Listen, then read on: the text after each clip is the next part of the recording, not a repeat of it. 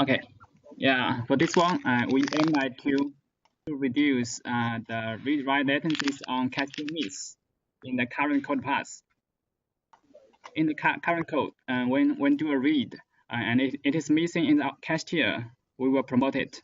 And after the promotion, we will replicate this object to the to all of the cache tier OSD replicas. And and the read request is queued and served after all of the replications. We can make some improvement here to that, and we can serve the read request first, and then after the promotion and before the completion of the replications, so that we can reduce some latencies of the read request. This is for read. And for write, when it is missing cache tier and we promote it, we will first replicate this promoted object to all the cache tier OSD, and then we also at the same time we will update the object with the data from the client, and then do another replication. And here we can avoid one replication here to that we do not need to do replications after the promotion. We just hold the data, and then we update the object with the data from the client, and then we do a replication. Then we just need to do one replication. We save the time for one replications. And for full object write, since we are going to override the object anyway, I think there is no need to promote the object data. We just need to promote the attributes and the object map. So and this promotion might be, since the size of the attribute and the OMAP is very small, I think the promotion is very quick if we don't need to promote object data. Yes. This is the idea, and we also have some implementations for this. For the read, when we handle the promotions in the process copy chunk, and in write copy chunk functions, we copy the data and copy the promoted. We can do something in the write copy chunk functions. We can copy the promote. We can copy the data we need for the read request to the OSDOP, to the our data buffer list of the OSDOP, and so that the data is already in the client request, and then the replication after the promotion can done at the same time, and then when we unblock the read request after the promotion, the read request since the promotion replication is done at the same time, in the current code the read request is blocked again because we can't get the read write lock. But in this new solutions, since the data is already in the our data buffer list of the OSDOP, we do not need to block this read request again. So we don't need to get the read write lock in the DOP functions. We can, and the read request can go ahead. So and yeah. Yeah, so I think that the trick here is that there's going to be a small subset of operations that this will work for. So it's only when the read operation can be completely satisfied by the results from one chunk, basically. Does that make sense? Or partially satisfied from that one chunk. Like so we can't reuse like the do OSD ops function because it's like completely general and calls into the file store or whatever. So I think it seems like we would need to make a new function that's like try to satisfy op from what is it, like results data or copy results data, whatever that structure is. We have it already, surprisingly. So this is the set of reads for which this will work is exactly the same as the set of ops for which async reads are okay. And the way async reads work is we build up a map of the offsets we need. So if we keep that map of offsets, as we receive chunks, we can of course fill them in. And then when it's done, it's done. We kick it off. That said, it still only works for the first read. It does not work for any subsequent read. If you receive two reads in sequence, the first one will be satisfied this way. The second will be blocked, waiting for the thing to complete. I think you're actually better off proxying the read to the backend. Yeah, For one so thing, that's the if you're other- waiting yeah, for that's the the other question. if you're waiting for byte, 4 megabytes minus 1 of a 4 megabyte object, you'd be much happier if you'd gone ahead and just proxied that read. Or Yeah, forwarded it, either way, doesn't matter. So if we sort of turn this the other way around and we say what's the worst case in the proxy case if our approach is to proxy the read and then promote after that, what's the worst case? What's the worst that could be? And I guess that would be if we were to do a 4 meg read that we proxied, and then immediately after that we do the promote, which is reading the same 4 megs over again. So we send the data over the wire twice. Yeah.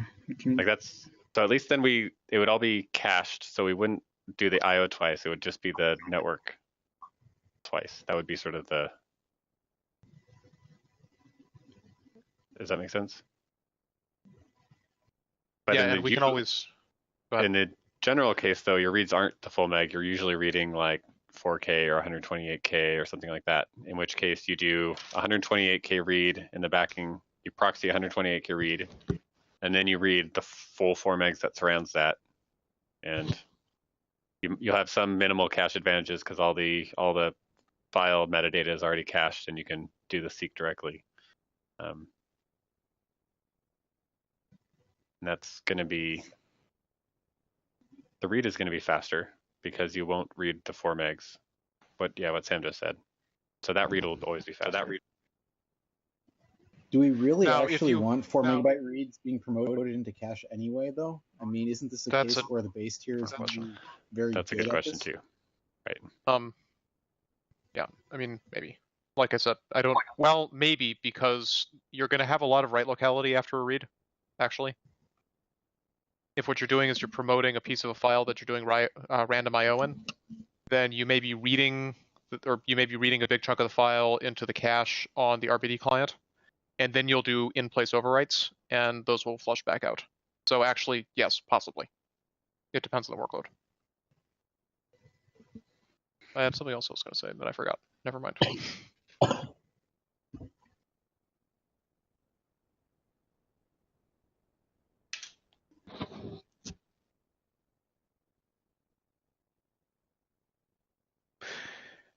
Anyway, the best case scenario for a design like this would be where you go one step further and you actually keep that whole buffer of data around to be used to satisfy subsequent reads. Yeah. It's hard though, because that's a lot of data. It's not clear that that's a good use of memory. Mm-hmm. It's on disk at least, right? It's in the temporary object that we're staging and that's replicating, true. And right. So we need to keep track of the readability state. Yeah. Tracking the readability state, and that's kind of unpleasant. Yeah. So also complex. Yeah, I mean, it seems to me like again, the first thing we try should be proxying the reads, and the second thing we try would be satisfying read operations out of any individual chunk that comes back during the promote. But probably that one's really hard though. Yeah, I mean, it's a little bit less hard if you have the async read stuff. No, but even so, you have to have a read that only reads out of that and subsequent chunks. Yeah. That you wouldn't have been better off proxying. Right. So both of those have to be true. So it can't require any bytes that you've already pulled through, because then you'll have to wait for the full object anyway. And it can't be so far ahead in the future that you wouldn't have been better off just sending the small write back to the base pool. That seems like a pretty narrow window. Yeah.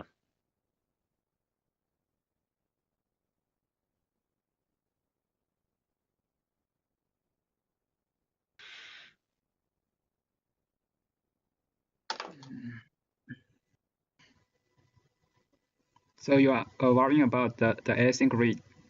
And in this way, to fill in the data of the read request in the promotion chunks.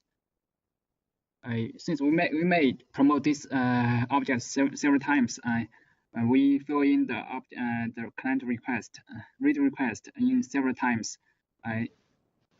For sync read, I think we can just fill in the read request is held in the we hold all of the blocked request in a list, right? Mm-hmm. Yeah, then we can get those operations from that list, and then we fill in the data. And for async read, we also have some list to hold the request from client. The challenge for synchronous reads is that what you put in the out data may depend on what you read. Object classes can perform arbitrary reads based on information they get back from a read. So you could read the first byte and use that to decide whether you're going to read the second megabyte or the third megabyte. No one does that, of course. So for EC pools, we have a thing where it detects when it's able to do an async read. And in that case, we can do this. As you go through the OSD ops, as long as you don't try to do a synchronous read where you actually look at the results, it builds up a map of the offsets and lengths that it's going to want to read. And then for a erasure-coded pool, of course, it then goes off and fetches that from the OSDs. For this, it would then instead wait until the relevant promotion chunk comes through. But even so, it would have to be the case that waiting for that promotion chunk to come through is a better strategy than just proxying it. Because if you need to wait for 2 megabytes of chunks before you get to the bytes you actually need, then probably it was better to just go ahead and send it to the base pool. That way it happens really quickly, relatively speaking. Yeah, but we need to do a promotion of this object anyway after the read request, after redirection. That is. Oh no, you can actually do the promotion in parallel. In parallel, yeah. Right. Yeah, in parallel. Yeah, it could be a totally independent decision, right? So we have a stream of reads. You're proxying all of them, or redirecting all of them, whichever. And at some point you decide, maybe I should promote this object. And so you start the promotion, and that's a slow thing that happens in the background. But the read stream will still get proxied until the complete object is present. And then you start using the cached version. Like that's the simplest thing. And for a lot of cases, it's also, I think, the best thing. I think the only cases where it isn't are if the read is small, and if you know that you already have you're partway through a promotion and your promotion that is in flight already has the exact same data that you need and it fully falls within that range, then it might make sense to wait for that next chunk to come and satisfy it from that chunk. But that's going to be like I think that the promotion currently is like 512 or 1 meg chunks maybe. Do you remember, Sam, what the current chunk granularity is for promote? If I had, oh god, I hope it's not 1 megabyte. It probably is though. It's just probably. It's probably reading like 4 1 meg reads or something or whatever it is. I don't know. Even recovery does 4 megabytes. We should fix that. 8. I don't know. Yeah. Okay. But It's 8 megabyte. It's 8. Oh, good. Oh, okay. Okay. So it's one request then. So either you got the one. I mean, in the general case for RBD, it's going to be one copy get, and right. It's so the only way you win is if the small read came in right before the copy get chunk showed up. Otherwise, you're waiting for a 4 megabyte read to perform. Well, I think it's actually if that copy get is in flight, then you're always better to wait for it because. Oh, I'm sorry, you're right because you order. Because you're not going to be able to pass it. You're not going to be able to get ahead of it unless you have like a different priority or something. But probably, yeah. Okay, actually, that's true. So if we usually copy get the whole object, then this is probably an optimization that's worth making a little later on. Mm-hmm. But first step would be to proxy the reads in the normal case, and then the second step would be if we get a read and we know it can be satisfied by the copy get that's in progress, then we do this additional optimization. And that would probably, we'd probably want to implement the async infrastructure first so that we can reuse the same strategy. Yeah.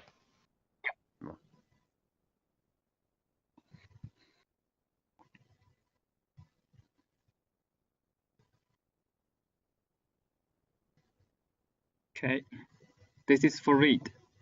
And then let's go to write. Okay, in the write code path, I also in the function write copy chunk, we can allocate operation context to store all the data promoted from the base tier, and we do not initiate a repop to do replications. And after that, when the write request is unblocked, in the function dual p, since we already allocated this operation of OP context for this write request, we do not need to allocate another one. We use the previous one. And then in the do OSD OP functions, we update this OP context with the data from the client, and then do replications on this OP context. Like sort of two. So at the high level, two things need to happen here. We need to make sure that the promoted write essentially that says here's the new object includes the effects of the write. So it has to have a new object info T or a new version T, and all the M time, all that stuff needs to be changed. And then we need to combine the written data into the promoted data. The other piece you may be missing is that we don't, that rep op is also what does the local write. Yeah. When I say the repop, I mean to do the work both in local and also in the remote OSD. Okay, in that case, that will work as long as the write does not. Yeah. Okay. Yeah, it's exactly the same set of circumstances under which you're. Huh?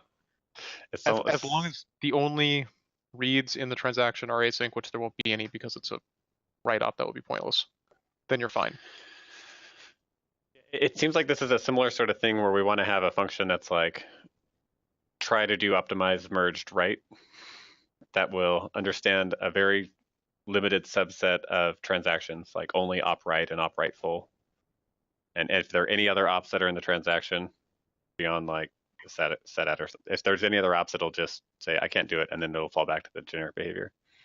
Right. And in just that case, it'll basically take the local write and merge it into the promoted copy data. I think that the hard part is that it needs to do all of the same machinery that happens in like finished context and prepare transaction, somewhere in there where it like sets the version and it sets the M time and it sets the user version and all that logic that's like kind of convoluted, because the object that we promote will be the modified version and not the original version. Yeah, but yeah, I don't think this is complicated, too complicated, because since when we update the data from the client, we will also change the M time, change the version, change those things. Right? Wait a minute. Actually, are you worried about the extra op context, or are you worried about the fact that it blocks? Because I don't think it does block. A copy that finished promote, that's not going to hold the read lock the whole time. It's going to drop the read lock as soon as it submits the rep op. The write would then immediately execute, as long as it doesn't try to take a read lock. If it were going to take a read lock, you'd be screwed anyway. Yeah, the repop from the client write request can be done at the same time as to replicate the promoted object. But for this, we need to do 2 replications, right? I mean, sort of, but not really. Yeah. It costs you an extra message, but no extra latency. They'd be pipelined. Yeah, it's done in parallel, but well, concurrently actually, but yeah. Or pipelined. Yeah. Parts of them overlap. Yeah, I'm not sure there's much win here, other than Actually, yeah, I don't. Depends see on the the. advantage. It depends how much the client write to the. How much Oh. the size. No. I see the problem. We block until the promote finishes, don't we? Right. Do we? I'm not sure, but if we do, that's the fix. We don't need to. Yeah. We blocked until the copy from is done, and then the. Yeah. Okay. So that's what we should fix.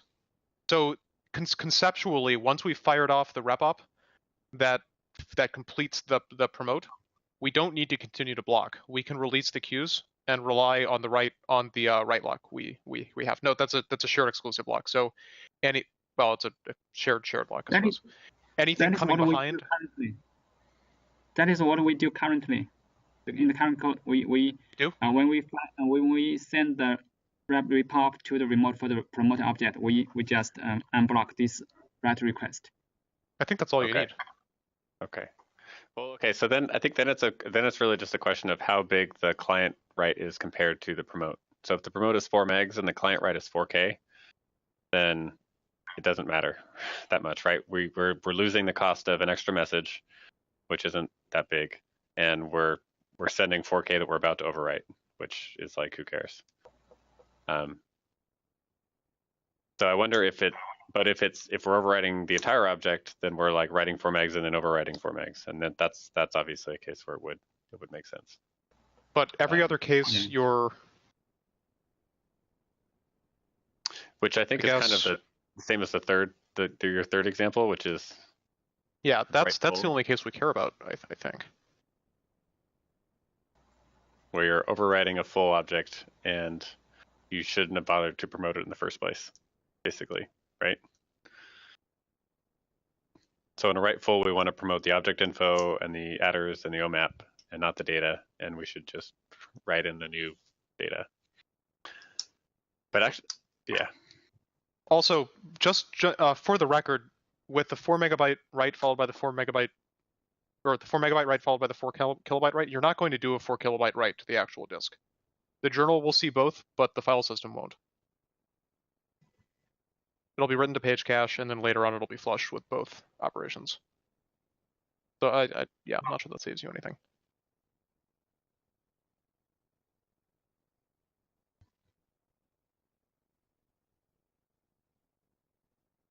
We talk about the last case then.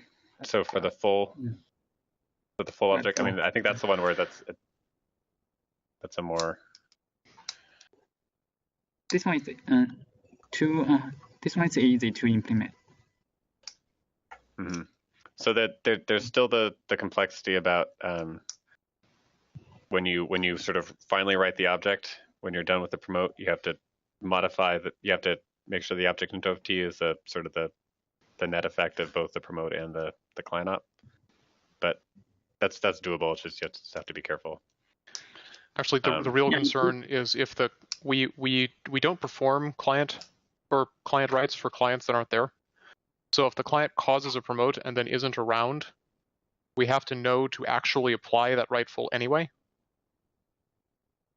which is a small change. But my biggest concern is that what things actually do write full that didn't just previously do a delete. So it could be, well, it isn't necessarily write full. It's anything that is doing that happens to overwrite all of the data, right? So not that many things do write full. RGW does, but it's writing to fresh objects always. It's never overwriting, so it doesn't help. An RBD import probably would, but how often do you import across an existing image? I think actually you never do that. And when you are, you don't want it to cache in that case anyway. Like aggressively don't want it to cache. But I think the only case is really when you have a VM that is doing like streaming IO inside the block device, like inside the VM.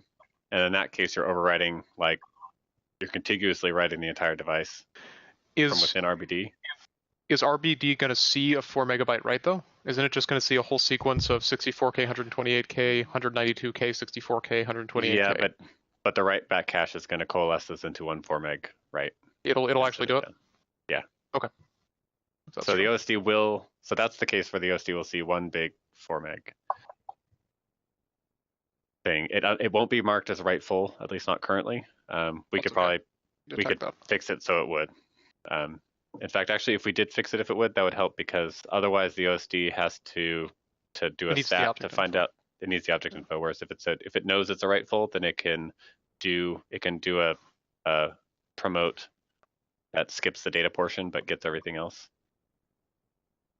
Although actually that's almost always gonna be the same thing, because you rarely have data and OMAP on the same object. But oh, you absolutely have to coalesce the operations if you do that one. It's not optional. Yeah, right, exactly. So okay.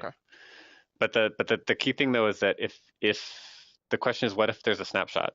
Like if this write would have resulted in a clone, then we can't coalesce. We have to promote the whole thing. And we won't know that until we get the object info. Mm-hmm. Yeah, and that's actually, I would argue that's going to be pretty common with RBD. Where you frequently have snapshots and you'll need to... No, I mean specifically the case where it's sitting on the base pool and we're doing a streaming write. Probably that block hasn't been written in a while and snapshots have happened. I think that's actually going to happen a lot.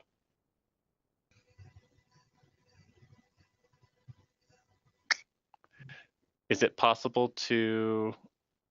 Oh, I forget. Is it possible to have the head on the cache tier but no clone? Yes, it is. That works. That actually works fine. Hang on. You're right, that's a non-issue. Well, we need to be clever, I guess. Huh? Right? We have to be clever about it, right? Well, you need to we don't get to reuse make writable, but that's the extent of the cleverness. Like it's all of the relevant, like it can be represented just fine. We just can't use make writable because there's no object yet. That's all. So in that case, basically the logic would be, if we get a write full, then the copy get would have a flag that says skip data. Mm-hmm. Actually, you'd fill in the data. When you do the start promote or whatever, you would optionally provide the data payload. Mm-hmm. Oh, and that would just basically make copy get, but and the updated version or something. That's gonna be hard. Well, yeah, fiddly. Well, it won't be hard, but it will be fiddly. You'll have to make sure that you don't have any of this information yet. You have to preemptively scan the transaction to find out whether this is even possible, because you don't have an object info yet. Right. You have to look at that. Yeah. If you say, is this a write full and set attrs and as completely non-dependent on any previous state of the object, right? There's no class ops or compare xat or anything. And if it passes that test and it's a simple enough operation, then the promote would have a flag that says skip the data because I'm about to replace it anyway. And the promote completion, you would provide the payload that you just got, and it would have to construct the final object info that has the result of both the client write and the promote, and then issue a single rep op. Yeah. And handle the snapshot properly.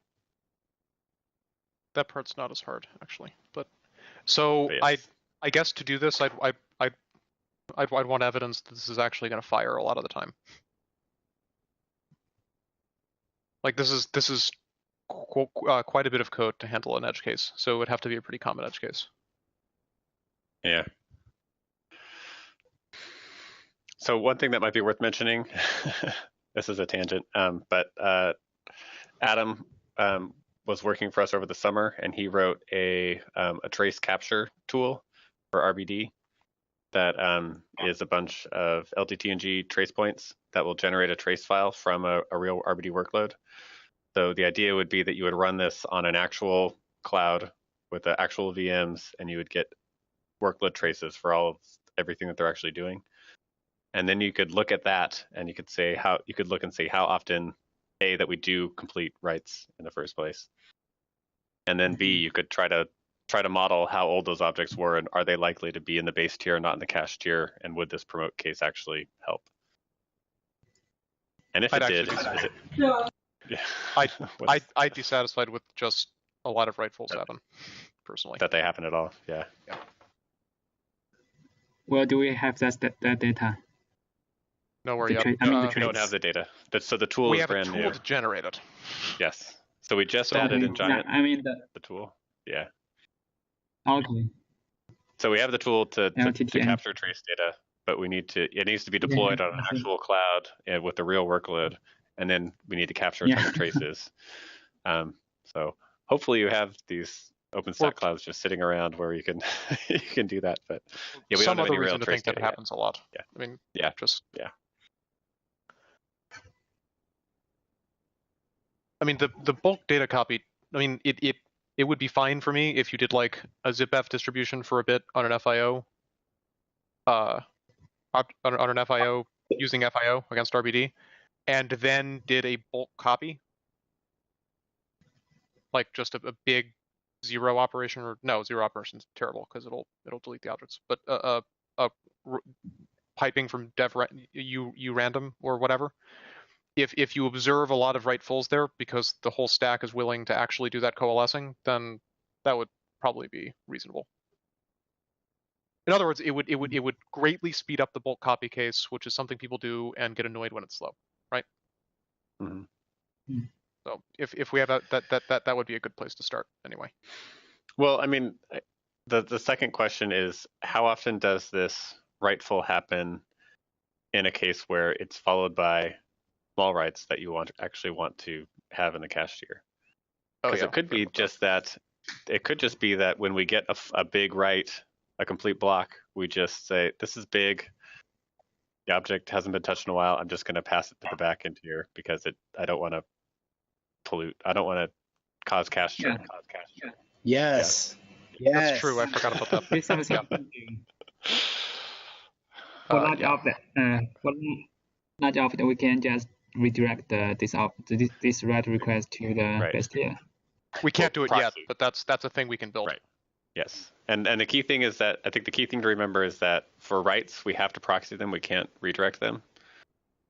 But for reads, we can redirect or proxy. It doesn't matter. And I forget why that's true. Why can't we? Actually, for a particular client, I think we have to do one or the other. You can't do both. Oh, because yeah. I don't think you can alternate, in other words. You have to pick one. Right. Okay. But in general, reads can be redirected free. to proxy, and writes always have to be proxied. But yeah, I think the first thing is that by just enabling the proxying, then we're going to improve most of these situations. Also. So we're about 15 minutes over our session. Oh gosh. Okay. We've pretty much eaten the break now at this point. So that's a really good session. Sorry. Yeah, I didn't want to interrupt it. It sounded like it was productive, but at the same time, I also don't want to throw us way behind. Yep. Yeah. Okay. Cool. Okay. Thank you, guys. Thank you. Thanks for. Yes. Thank you a lot. Yes. Good data and good suggestions. I think I'll probably do what I did with those sessions yesterday, and I'll try to go through and distill this into I think the things that we probably want to do. But then feel free to disagree and tell me that I missed your suggestion. So, but I'll try to send an email tomorrow that does that. Yeah. Okay. Okay. Cool.